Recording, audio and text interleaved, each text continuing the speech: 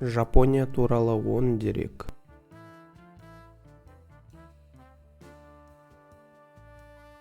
Жапония аударғанда күншығыс елі, ресми атауы Нихон Коку, Ниппон Коку. Шығыс Азия жағалауларына жақын маңдағы Тынық мұхит аралдарында орналасқан мемлекет.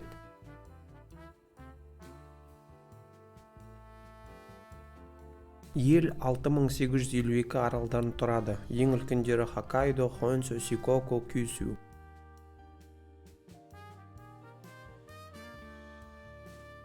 Жер аумағы 372,2 мың км².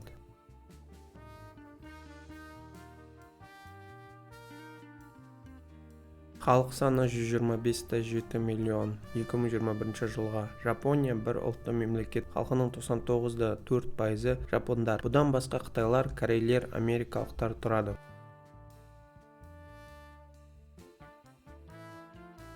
Ұлттық мерекесі 23 желтоқсан, император Акихитоның туған күні.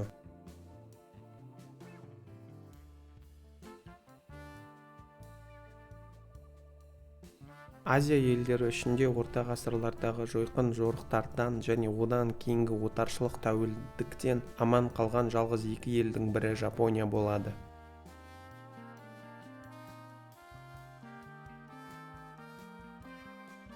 19 ғасырда Жапония өнеркәсібі күрт өркендей бастады.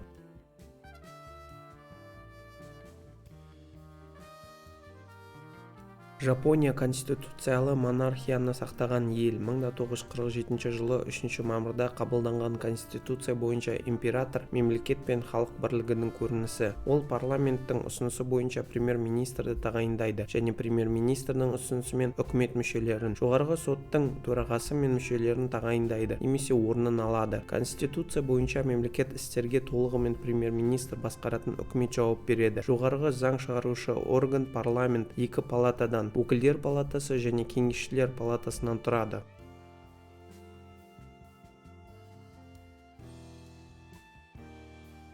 Ресми тілі жапон тілі. Негізгі діндері синтоизм және буддизм.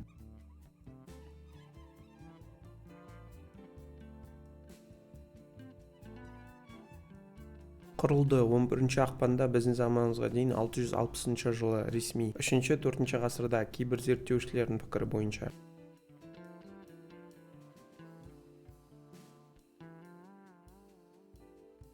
Назарларыңызға рахмет.